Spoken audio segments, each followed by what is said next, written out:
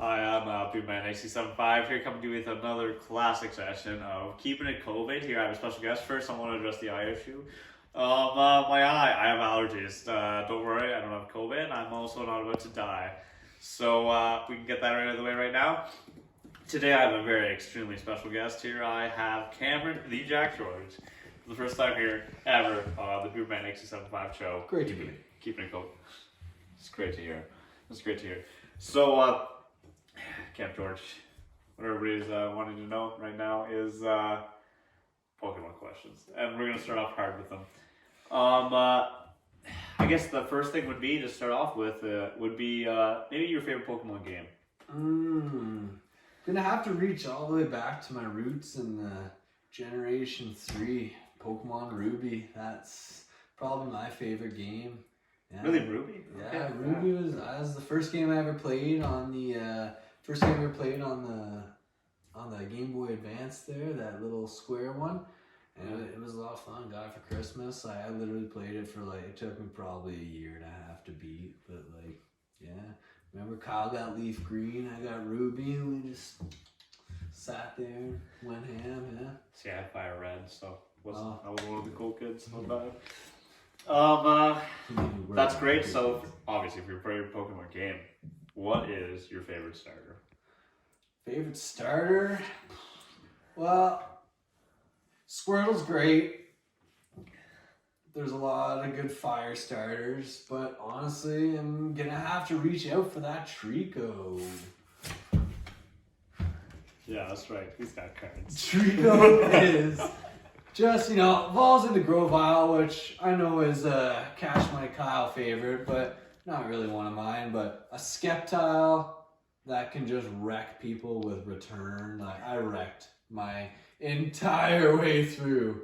I just Elite Four everything. Return Leaf Blade. Just because if Leaf Blade doesn't hit it, Return's gonna hit it, and you're just gonna knock it down. So yeah, probably once you get that Sceptile all the way up to max friendship for the max return. Yeah. I love it. Yeah, I love how you actually know the moves. Oh yeah. I don't remember half the moves, man. Oh You're dude, way I've ahead of played me. a lot of Pokemon lately. So, keep it COVID. Favorite starter. So, what is your favorite Pokemon? Favorite Pokemon is an easy one. Blastoise! That's an easy one. He's got friggin' artillery cannons coming out of his turtle shell. I mean, he's a water type, yeah, but dude, it's Blastoise. How could you not want it? The only thing that I can see people liking more is Charizard because it's a dragon. Cool, it looks like a dragon. It's not even, it's flying type. It's flying type. Who wants a flying type Pokemon? Nobody. I do. Nobody wants flying type. But yeah, Blastoise definitely has to be the number one. I do agree with you with the turtle with literally cannons coming out of herself. That's cool as fuck. And 100%. in the new games, he has a Mega Dynamax, I think it's called now. And he has one even more, which is the special Dynamax called Gigantamax.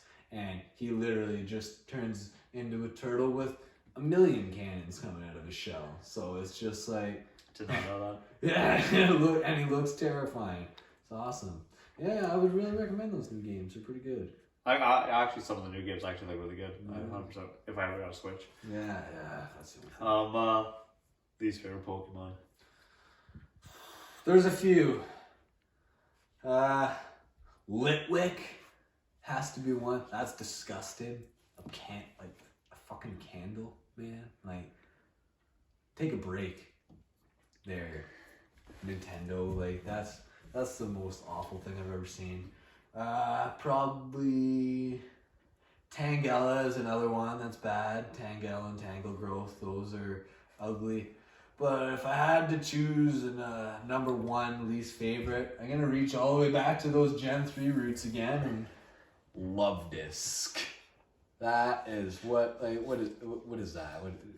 Get that out of here. No, we don't. That's a hollow. We don't want that.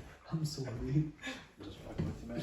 But anyways, yeah, that Love Disc is just doesn't evolve. They've made evolutions for like everything that doesn't evolve by now. Still doesn't evolve. Like, we don't want that. It's so good it doesn't have to evolve. Yeah, no. I've actually wanted to level a love disc up to level 100 and just wreck my way through Ruby with it, but I never leveled up anything up to level 100, so. 100% makes sense. Yeah. That's great. You've been playing a lot of Pokemon, so we gotta keep going with Pokemon Trade. Favorite Pokemon Go raid? It's gonna be Rayquaza, I think. Rayquaza's like one of my favorite legendaries. He's 100%. He's a pretty big boss. I caught a shiny Rayquaza finally, and that was like literally came in my pants. So you know, it was probably the biggest moment of my life so far, catching the shiner of Rayquaza in the Pokemon Go raid. So you know, that's probably, I'm gonna say Rayquaza. You know, now that we have the raid chat, we can actually do 5-star raids. It's not like you can't do it. You know, you just need a few people. So it's like. I kind of agree with that. The shiny Rayquaza looks like dope as well. Yeah, that's the coolest shiny, I think. Yeah. Legendary, like. You probably actually sell that one for money to other people that actually like legitimately want it. Yeah, it's only a 2-star, but I'm gonna save it for. I guess there's a thing called Lucky Friends after you become best friends. So every time after you're a best friend, every time you do something that would like up your friend level, you have a chance to become lucky friends. And when you become lucky friends, your next trade guaranteed to be a lucky trade. So me and Cass are gonna trade our shiny Rayquazas once we become lucky friends for lucky shiny Rayquazas. So yeah, Seems like way too much math for me, man. Yeah, that's what you do when you live in a shoe. Favorite beer brand, 67 quote for all you people wondering. Since we're not talking about Pokemon now, we'll get right on to the hockey trade. What do you predict for this year's playoffs? For this year's playoffs, well, I'll start with the Leafs. I'm hoping they go far. I bet on them every year, and if they're going to, it's this year. But This year's the year. I just don't think it'll, like, Montreal always turns it up once we hit the playoffs. You know, they've been known to really turn it up come playoff time. Toronto's been known to really not turn it up come playoff time. So I wouldn't be surprised if it's another first round exit for the Leafs. And I'm gonna say Colorado Stanley Cup. That's Really, Colorado? Colorado. Yeah.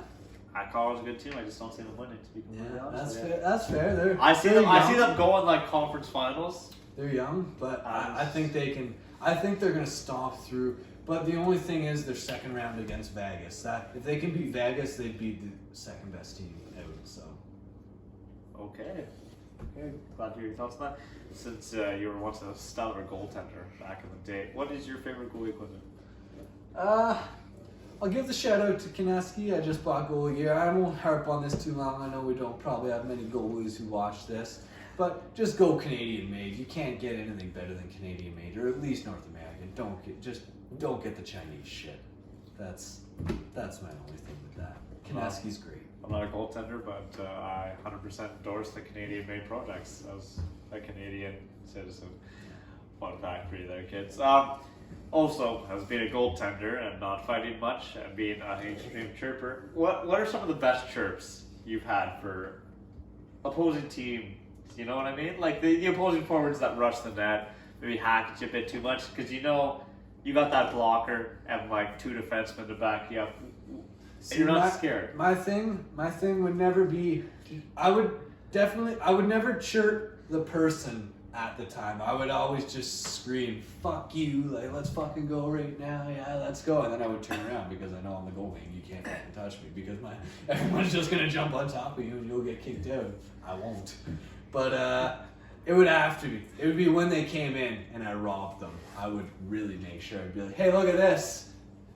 Drop it right in front of them or something like that. I really like that. A really nice save. But the 5-hole's pretty weak, so if you put it there, it's going in like probably 80% of the time, I'd say. Now that COVID's hit, maybe 95. 95, that's actually extremely high percentage. So I almost say 5% short of 100. Great to hear. So, and you guys don't know that Camp George is going to be defending his country in Kuwait coming up here soon.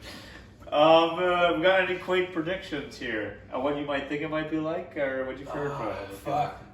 What I heard from a couple buddies who are over there right now is when you step out that plane and step onto the ramp, it literally feels like opening an oven door and getting like the blast of hot air to your face, but it's to your whole body and it's for 6 months. So that'll be great, but you get used to it. They have a shit ton of water. Like it's gonna be, the longest day I think they said they worked over there was 16 hours. So we'll be good. We'll be fine. So in those 16 hours, that's almost twice the Ring Man 96 full career there, since he doesn't really work up at ACL. Would you say you're more qualified to operate a crane than Ring Man 96? Oh, for sure. Definitely more operating. That's what I figured. I mean, most people would. I could do it in my sleep. I'm sure I'm pretty sure they just throw out those red seals at people. Yeah, it probably takes all day for him to sling a load. I could do that shit in fucking 10 days. Or 10 minutes. Ooh! We'll add it down. Later. It's Canadian military. So you'll be leaving the country for 6 months approximately. Things you might miss from the Valley, Canada in general. The Valley is really the only thing I'm gonna miss. Don't go Southern Ontario. It's pretty shitty. It's a pretty shitty place. People aren't nice, don't hold doors. Everyone's like rude and shit. It's like, bro, be kind, man. Like, EVE. Everyone love everyone. Everybody love everybody. But yeah, man, like that's just honestly, this is like really the only place I'm gonna miss, cause like, I'll miss Cass for sure, but like. Wait for that. I guess I better not say that. But yeah, definitely, this is the place I'll miss. It's great to hear, and since you'll be just like slaying those quaint hobbies over there with real people, we'll get right into Warzone. Warzone, favorite loadout. Let's hear it. Man, I've been running, so I don't know, I've never been a very good first-person shooter. I've been running the AMAX lately, and I haven't tried it post-nerf. I will tonight, but you say it's still viable. I believe you, because you're better at Call of Duty than me, so. And yeah, the AMAX, honestly, if you suck at aiming with a full auto weapon, AMAX with the long barrel and the monolithic suppressor, that VLK optic, you're humming. And you can just laser people.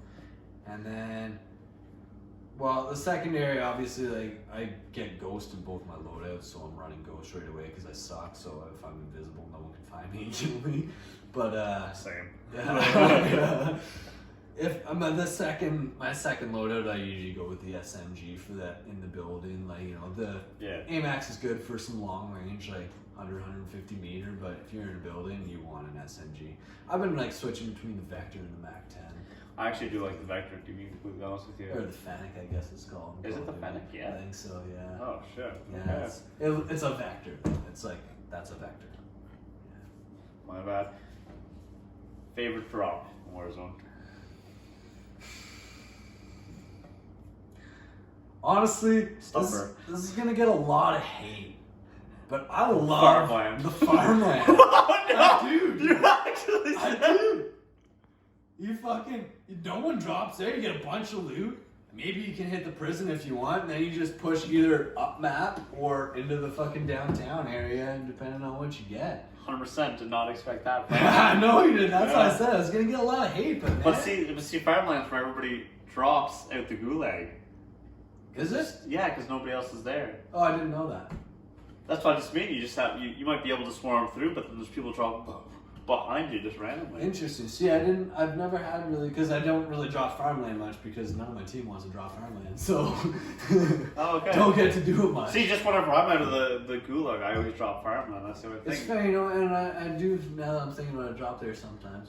I never thought about that, but if it wasn't farmland, it'd be Bone Zone for sure. Bone Zone. Yeah. Boom, 100% Boneyard gets the drop. 100%. After Man 96 about that drop zone, yeah, that's where we all go. That's where you should go.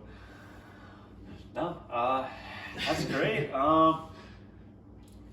we'll wrap her up kind of here shortly. I can tell it's coming on. It's probably been like 6-7 hours. You know, we had you on the podcast before. Anything you want to say to the friend group before you leave, maybe? Oh yeah, Or not?